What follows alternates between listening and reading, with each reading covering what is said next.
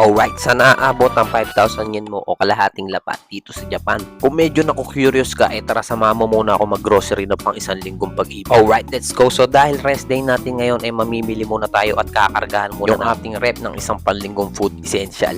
Dito lamang sa Gyomu Supermarket mga tol. So dito pala ako palagi namimili ng food trip natin at mga iba pa nating kailangan dahil mura at swak lang talaga sa budget mga tol. So kung katulad nyo lang din ako nagtatrabaho, kung naninirahan o di kaya estudyante o kaya tamang tipid ka lang, saktong-sakto na yung 5,000 yen o kalahating lapad sa isang linggo. O suma total na 20 milyenes o 2 lapad sa isang buwan. Alright na yun mga tol. Goods na goods ka na doon at syempre dapat goods din yung mga pinipili mong bilhin. Makakabili ka na ng mga iba't ibang klaseng karne, baka, yobab, nokma at iba-iba pa. Score na rin tayo ng mushroom na walang amat. So para to sa mga kababayan at hindi natin kababayan na makakapanood ng ating video. So rumekta na rin kayo sa pinakamalapit na malayong family at sa mga pinakamurang mahal na grocery stores nationwide.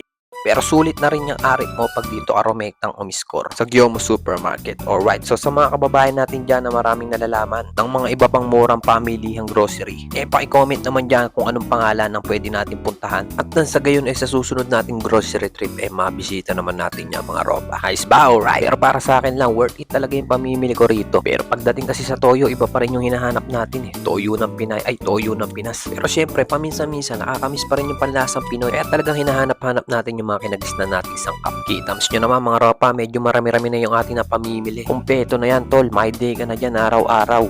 Agahan, tanghalian, merienda at hapunan. May kasama pang midnight snack at tanpuluts. Woo! Solve na solve. So, isang punong basket yung ating napamili mga tol. Tignan natin kung magkano aabutin. Yun, Gosen ni Hako Juyon yen. Sumobra lang ng 214 yen. Pero kalahating lapad lang, solve na mga tol, diba? Safe na ang ating isang linggong pag-ibig. Ikaw ba tol, magkano budget mo para makasurvive sa isang linggong pag-ibig?